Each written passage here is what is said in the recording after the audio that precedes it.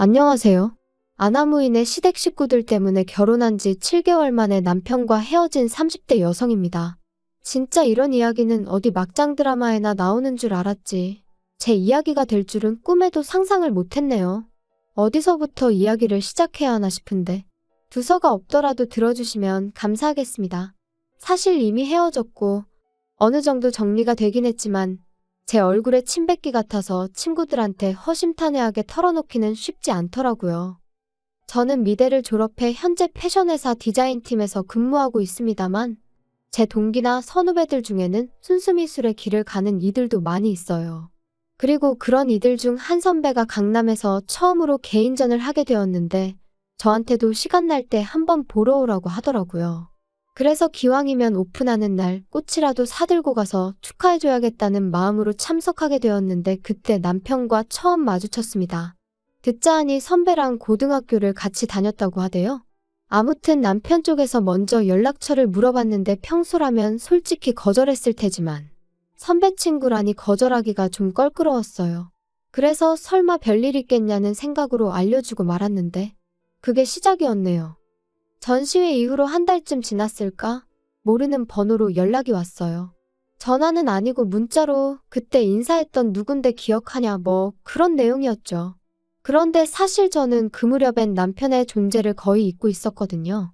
그래서 그런 문자가 반갑기보다는 당황스러울 뿐이었습니다. 하지만 역시나 이번에도 선배 친구라니까 나름대로 매너 있게 상대를 해야겠더라고요. 그래서 잘 지내셨냐와 같은 간단한 안부로 대답을 대신했어요. 그런데 남편이 자기가 며칠 있다가 저희 회사 근처에 올 일이 있는데 그때 만나서 식사나 같이 하면 좋겠다대요. 이때는 솔직히 좀 생각을 했죠. 내가 이 사람이랑 밥까지 먹어야 하나 싶기도 하고 한편으론 이거 데이트 신청인가 싶기도 하고 그래서 고민 끝에 선배에게 연락해 실은 이런 일이 있는데 어떤 사람이냐고 물었어요.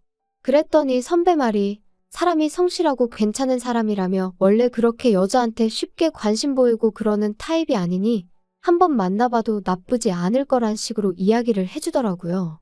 그래서 그럼 선배만 믿고 한번 나가볼게요 하고는 남편과 정식으로 첫 만남을 가졌습니다. 연락처를 물어볼 때도 그리고 문자에서도 어째서인지 당당함이 느껴지던 남편이었지만 막상 만나니 긴장을 한 건지 말도 좀 더듬고 떠는 게 느껴졌어요. 그리고 저는 오히려 청산유수 같지 않은 그의 태도가 마음에 들대요. 아무튼 그날의 만남 이후로 저희는 누가 먼저랄 것 없이 연락을 주고받기 시작하며 서로를 알아갔고 계절이 바뀔 무렵에는 어느샌가 연인 사이가 되어 있었습니다. 그리고 그렇게 사귄 지 3년 만에 결혼 이야기까지 주고받게 되었죠. 사실 남편과 저는 식성도 비슷하고 취미도 비슷했지만 무엇보다 서로를 가깝게 느낄 수 있었던 건 두 사람 다 아버지가 안 계셨거든요. 일단 제 이야기부터 해보자면 저희 아버지는 제가 중학생, 친정오빠가 고등학생일 때 교통사고로 세상을 떠나셨어요. 그리고 그때 슬펐던 거야 뭐 말로 표현을 하자면 정말 끝도 없죠. 생각난 김에 하는 이야기지만 그날은 제 생일을 일주일 앞두고 있던 날이기도 했어요. 그래서 아침부터 제가 아버지한테 내 생일 때 이것도 하고 저것도 하자며 엄청 떼를 썼거든요. 그러자 아버지께서 그때까지 엄마 말 잘 듣고 오빠랑 사이좋게 지내면 생각해볼게 하셨는데 그게 저한테는 지금도 아버지가 남기신 유언처럼 가슴에 남아있네요. 아무튼 그런 대화를 마지막으로 아버지가 돌아가셨으니 제가 얼마나 큰 충격을 받았을지 상상이 되실까요? 지금도 그때 생각을 하니 또다시 심장이 터질 것 같네요. 물론 지금 제가 그런 이야기를 하자는 건 아니고요. 아무튼 그래도 아버지 돌아가시고 나서 저희 가족이 경제적으로 큰 고생은 안 했어요. 물론 위기가 있긴 했죠.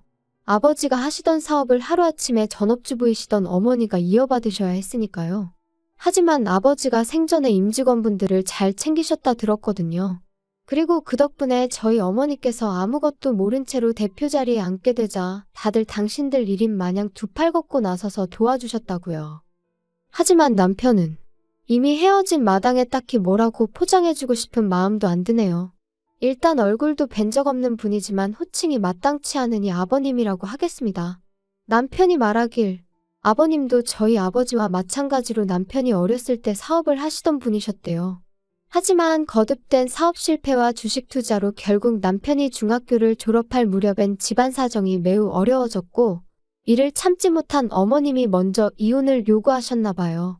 그리고 이후로 자연스레 남편이 가장의 역할을 도맡게 되었다는데 여기서부터 저는 솔직히 이해는 안 됐어요. 저희 집에도 오빠가 있었지만 어머니는 아버지가 돌아가셨을 때 오빠한테 공부 말고는 다른 부담을 주신 적이 없으셨으니까요.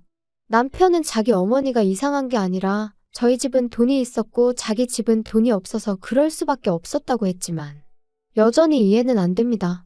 게다가 더 이해할 수 없는 건 그렇게 어린 아들에게 가장의 역할을 맡겨놓고 정작 어머님은 왕년에 그 시절을 잊지 못해 친인척들에게 돈을 꿔 쇼핑을 하는가 하면 멋대로 동네 가게 외상을 지고 다니시기를 반복. 그리고 그렇게 어머님이 치고 다니신 사고에 뒤치다꺼리는 전부 다 남편 몫이었던 모양이에요. 하지만 이런 환경에도 불구하고 남편과 결혼을 결심했던 건 저와 결혼할 때는 이런 상황이 어느 정도 정리가 되어 있었거든요. 남편과 제가 교제를 시작하고 얼마 지나지 않았을 때 외조부모님이 돌아가셨다는 이야기를 들었는데 알고 보니까 어머님 앞으로 1억 좀 넘는 돈을 남겨주셨던 모양이더라고요. 그래서 그 1억으로 여기저기 빚지신 거 갚으시고 남편에게도 1,000만 원을 주셨다는 거예요. 학자금 대출 갚는데 보태라면서요. 그래서 제가 남편한테 이렇게까지 말은 안 했지만 어머님이 정신을 차리셨나 보다고 다행이다 싶었죠. 그런데 제가 너무 큰 기대를 했던 걸까요? 돌이켜 생각해보면 이미 결혼 전부터 어머님의 언사는 도를 지나쳤었고 정상이 아니었어요. 그때는 그저 아들 가진 어머님의 귀여운 유세라고 생각하고 아버님이 안 계시니 어머님이 좀 더 세게 나오시나 보다고 생각하고 그랬는데 진짜 시간을 돌릴 수만 있다면 제가 제 머리를 쥐어받고 싶은 심정입니다. 시작은 상견례 자리에서부터였어요. 사실 저희 친정에서는 남편 가정 형편이 워낙 어려운 것도 알고 있었고 그래도 다행히 저희는 능력이 되니까 결혼을 허락해 주신 거였거든요. 그런데 그런 와중에 어머님께서 적어도 뭐랄까 미안해하실 수는 있잖아요. 아무것도 못해줘서 미안하다, 고맙다 이런 인사치레 정도만 해주셨어도 얼마나 좋았겠냔 말이죠. 하지만 어머님께선 정말 고개 빳빳이 드시고는 나는 나 먹고 사는 것도 힘들어서 해줄 수 있는 게 없다. 시동생도 하고 싶은 게 많다는데 하나 뒷바라지도 못해주고 있으니 어쩌겠냐 하시며 솔직히 어쩜 저렇게 당당하실 수가 있나? 제가 다 민망하더라니까요. 게다가 결혼식장을 정하면서도 어머님의 불만은 끝이 없었습니다. 일단 저희 어머니가 사업을 하시다 보니 결혼식 규모는 제 의사와는 상관없이 어느 정도 크게 올려야만 했어요. 그리고 위치 또한 저도 남편도 서울에서 직장 생활을 하고 있었으니 서울에서 하는 게 맞다고 생각했고요. 그런데 어머님께서는 어머님 형제들이 다 충주에 사시니 결혼식을 충주에서 해야 한다는 억지를 쓰시질 않나, 그렇게 못할 것 같으면 버스를 대절해 달라질 않나. 들어오는 축의금 또한 당신이 뿌려서 수거하는 돈인 만큼 하나도 손 떼면 안 된다고 하시질 않나. 결혼식 당일날 보니 어머님 보고 온 하객은 30명도 안 되는 눈치였는데 말이에요. 그리고 결국 이때 저희 어머니께서 도저히 이 결혼은 못 시키겠다 하셨습니다. 그리고 저도 저희 어머니 뜻대로 하려고 했어요. 제가 이렇게까지 욕을 먹어가며 홀대를 받아가며 어머님 비위를 맞춰드려야 하는 건지 한마디로 현타가 왔었거든요. 그런데 남편이 저한테는 따로 말하지 않고 저희 어머니 회사로 찾아가 어머니 앞에서 무릎을 꿇었던 모양이에요. 자기 어머니가 돈에 한이 맺히신 분이라 그렇다며 장모님이 한 번만 이해해 주시면 안 되겠냐 하면서 그리고는 자기 어머니 때문에 제가 마음고생하는 일은 없도록 자기가 정말 중간에서 똑바로 처신하겠다고요. 게다가 남편은 저희 오빠도 따로 만나서 정말 죄송하다고 자기가 잘하겠다고 연신 허리를 숙여댔다니. 그래서 결국 저희 가족들이 그래도 남편 하나는 제정신이구나 생각하고 마음을 겨우 돌렸던 거죠. 저도 그런 남편의 정성에 한 번 더 믿어보기로 했던 거고요. 이후로 결국 저희는 서울에서 식을 올렸습니다. 버스는 대절해드렸지만 축의금은 식대정산하고 남은 것만 돌려드렸어요. 그랬더니 어머님이 당신 돈을 저희가 멋대로 썼다며 내용 증명을 보내시겠다는 억지를 쓰셨는데 이때는 저도 너무 짜증이 나서 그러세요 했더니 사가지가 있네 없네. 그리고는 저더러 찾아오지도 마라. 연락도 하지 마라 꼴도 배기 싫다 하셔서 네 하고 말았죠. 한편 친정 어머니께서는 제 앞으로 덜컥 7억짜리 집 한 채를 증여해 주셨습니다. 보아하니 남자 쪽에선 정말 아무것도 안 해오게 생겼고 원래는 입버릇처럼 네 능력으로 시집가라 하셨지만 솔직히 저도 사회생활한 지 10년도 안 됐던 데다가 모아놓은 돈이라곤 9천만 원이 전부였거든요. 그러니 어머니가 보시기에도 답이 없다 싶으셨는지 집을 해주신 거예요. 참고로 오빠 장가갈 때보다 더 비싼 집을 해주셨어요. 오빠는 나중에 사업체도 물려줄 거니까 그때 가서 너무 서운해하지 말라면서요. 참고로 이런 대화는 진지하고 심각한 분위기로 오간 것은 결코 아닙니다. 저는 처음부터 어머니 사업에는 관심이 없기도 했고요. 한편 이후로 그렇게 신혼살림을 꾸려나간 지 2달쯤 됐을 때였습니다. 2달 동안 어머님과 남편은 계속해서 연락을 주고받고 있었지만 저는 안 했어요. 하지 말라셨으니까요. 그리고 말이 나왔으니 말이지만 저도 결혼 전에 어머님 때문에 저희 친정어머니가 마음 고생하시는 것도 봤고 저희 친정어머니가 물론 저 좀 더 편하게 살라고 저 때문에 해주신 거지만 어쨌든 7억짜리 아파트를 해서 시집을 보냈으면 솔직히 어머님도 저희 친정어머니한테 고맙다는 말 한마디는 하실 수도 아니 하셔야 되는 거 아닌가요? 그런데 이런 방구도 없으셨으니 저라고 뭘 더 잘하고 싶은 욕심은 요만큼도 안 생기더라고요. 그래서 어차피 꼴도 보기 싫다 하셨지. 이래저래 할 이유가 없어서 연락을 안 드렸죠. 하지만 결국 답답한 건 어머님이셨던 모양이에요. 먼저 연락을 해오셨거든요. 집들이는 언제 할 거냐면서요. 어머님 말씀을 듣곤 어이가 없었습니다. 그래도 아들이 어떻게 해놓고 사는지 궁금은 하신가 보지 싶으면서도 한편으론 근사한 저희 집을 보여드리면 얼마나 좋은 사돈을 두신 건지 아시지 않을까 하는 유치한 생각도 들대요. 그래서 알겠다고 일주일 뒤에 오시라고 했어요. 참고로 아파트 들어올 때 리모델링까지 친정어머니께서 싹 해주셨거든요. 덕분에 현관부터 거의 호텔 같은 느낌이 나죠. 주말이 와도 밖에 나가고 싶은 생각이 안 들 정도로 너무 멋지다니까요. 아무튼 금세 시간은 흘러 약속한 집들이 날이었어요. 그런데 오시라곤 했지만 솔직히 제 마음이 다 풀린 것도 아니었고 저도 맞벌이를 하다 보니 음식을 한다거나 그럴 시간이 없더라고요. 그래서 집들이 전용 뷔페를 불러 세팅을 했고 그렇게 어머님과 시동생을 맞았죠. 그랬더니 역시나 음식을 직접 안 했다는 것부터 흠을 잡으시대요. 하지만 저희 어머님도 집에서 음식 안 해 드세요. 연애하는 동안 남편이 매번 밖에서 저녁 식사를 해결하고 들어가길래 집에 가서 먹지 왜 맨날 사 먹냐니까 어머님이 음식하는 걸 별로 안 좋아하신다나요? 그래서 실제로 시동생도 맨날 편의점에서 사다 먹거나 자기가 대충 라면 끓여 먹거나 하는 일이 다반사랬어요. 그런데 그런 분이 저한테 집들이 음식을 직접 안 했다고 정성이 있네 없네 하시니 어이가 없었죠. 하지만 더 어이가 없는 일은 식사를 마치고 과일을 먹으면서 일어났어요. 어머님께서 분명히 남편에게 들어 알고 계셨을 텐데 이런 집은 얼마나 좋냐 하시더니 한 2억이면 사냐 그러시는 거예요. 아무리 세상 물정 모르신다고 해도 서울에 2억짜리 아파트라니. 순간 짜증이 좀 났지만 꾹 눌러 참으며 7억에다가 세금 내고 리모델링해서 실제로는 8억 정도 들지 않았을까 싶어요 했습니다. 그랬더니 어머님이 뭐? 8억? 아이고 돈이 썩어나네 썩어나. 그래서 니들만 이렇게 좋은데 사니까 밤에 잠도 잘 오고 좋냐? 시애미한테는 한번 전화를 해야겠다는 생각도 안 들고 말이지? 어머님이 하지 말라고 하셨잖아요. 그런데 했으면 또 화내셨을 거 아니세요? 그러자 잠깐 정막이 흐르고 어머님은 갑자기 나오지도 않는 눈물을 쥐어짜내며 끄끄거리는 소리와 함께 아들 둘 사람 구실하게 키워놓으면 나도 좀 사람답게 사는 날이 올려나 싶었는데 장남이 돼서는 혼자 살겠다고 이렇게 나가서 지만 번듯한 집에 산다고 참 서글프다. 그러자 시동생이 거들듯이 또 한마디 했어요. 그러니까 형한테만 올인하지 말랬잖아. 이제 와서 누구 탓을 하겠어? 근데 형수도 그러는 거 아닙니다. 우리 형이 원래 이렇게 이기적인 사람이 아니거든요. 아무튼 할 말은 많은데 참는다. 참어. 근데 전 당황스러웠던 게 올인이나마나 남편이 자기 입으로 말하길 어머님한테 금전적으로 도움을 받은 건 그때 1,000만 원 받은 게 전부라고 했어요. 일단 대학에 들어간 이후로는 생활비부터 학비까지 아르바이트에 학자금 대출로 충당했고 덕분에 휴학과 복학을 반복해서 졸업도 거의 8년 만에 했다고 했거든요. 그런 와중에 시동생 용돈까지 챙겼다 들었고요.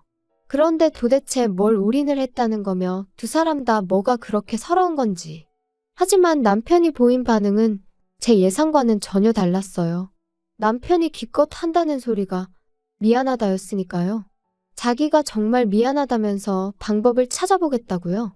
그리고는 조금만 참아달라고 그러는데 무슨 방법을 어디서 찾을 거며 뭘 조금만 참으라는 건지. 내가 지금 꿈을 꾸나 싶을 정도로 옆에서 남편과 어머님이 나누는 대화가 현실감이 없더라고요.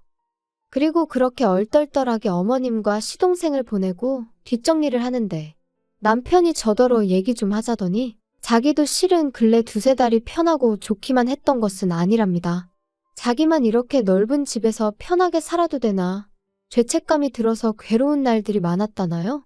어이가 없어서 그래서 나더러 어쩌라는 거냐고 물었어요. 그랬더니 그래서 자기가 생각을 해봤는데 어머님하고 시동생하고 여기서 지내게 하면 안 되겠냐는 거예요. 그래서 제가 지금 뭐 합가라도 하자는 거냐, 나더러 어머님을 모시고 살라는 거냐니까 그건 아니랍니다. 그렇게 살면 서로 불편해서 어떻게 지내냐고, 그게 아니고 그냥 이 집 자체를 그대로 어머님하고 시동생한테 내주자는 거라나요? 그리고 우리는 저희 어머니 회사에서 나오는 사택이 있지 않냐며 거기 가서 살자고요. 어이가 없어서 남편더러 지금 그걸 말이라고 하는 거냐 했어요. 내가 왜 우리 엄마가 사준 이 집을 어머님한테 내드려야 되냐고요. 그랬더니 한다는 소리가 어머님이 사시면 얼마나 사시겠냐면서 어머님이 아버님이랑 이혼하시고 마음고생 정말 많이 하셨다고 외조부모님이 주고 가신 얼마 안 되는 돈도 주변 사람들한테 다 뺏기고 빌려 쓴 걸 갚아놓고 뺏겼다고 생각하더라고요. 어머님이야 워낙에 돈의 개념이 없으시니 그렇게 표현하셨다 치더라도 남편마저 속으로 그런 생각이었던 걸 알고 나니 소름이 쫙 끼치는 게 아무튼 거기서 끝이 아니었어요. 자기는 어머님이랑 시동생 없이 이렇게 좋은 집에 사는 거 그렇게 편치만은 않다면서 제가 양보를 못하겠다 하면 어쩌겠냐면서 당분간 떨어져 지내잡니다. 우리가 부부긴 하지만 그래도 제가 스스로 돌아보고 생각할 시간을 주겠다면서 말이에요. 그리고 딱 보니까 그렇게 말하면 제가 넙죽 미안하다고 할 줄 알았는지 남편 나름대로 초강수를 던진 거더라고요. 기도 안 차서 제가 웃었어요. 그리고는 그러라고 그럼 오늘 당장 짐 싸서 원래 살던 집에 가서 지내라 했지요. 그리고 나는 뭐 생각이 딱히 달라질 것 같지는 않으니 계속 떨어져 지내자고요. 그랬더니 남편도 그제서야 아차 싶었는지 내가 무슨 뜻으로 하는 말인지 지금 몰라서 이러는 거야? 진짜 왜 그래? 이렇게 기싸움 하자는 게 아니잖아. 아니면 우리 어머니랑 동생 지낼 수 있게. 이렇게 비싼 집 바라지도 않아. 서울 변두리도 괜찮으니까 아파트 하나만 구해드리자. 응? 그러니까 내가 왜 그렇게까지 해드려야 하냐고. 진짜 막말로 오빠라도 잘 살게 되었으면 어머님도 도련님도 나한테 고마워해야 하는 거 아니야? 하나를 해주면 두 개를 바란다더니 정말 그 말이 딱이네. 이제 더는 신경 쓰고 싶지도 않으니까 그만 내 집에서 나가줘. 솔직히 결혼한 지 3개월, 혼인신고도 아직 하기 전이었어요. 안 하려고 안 한 게 아니라 남편이 그래도 어머님하고 제 사이가 어느 정도 풀어지고 그리고 나서 혼인신고 하러 갑니다 하고 인사는 드리고 했으면 좋겠다 해서 안 한 건데 생각해보면 그나마 남편이 저에게 좋은 일 하나 해준 거네요.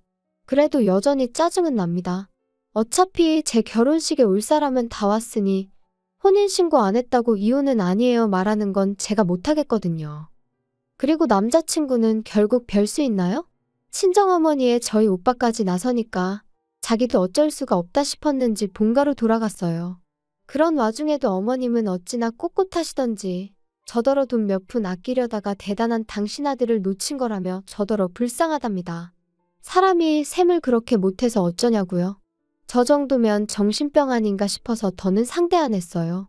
살다 보면 누가 정말 셈을 못한 건지 알게 되겠지요.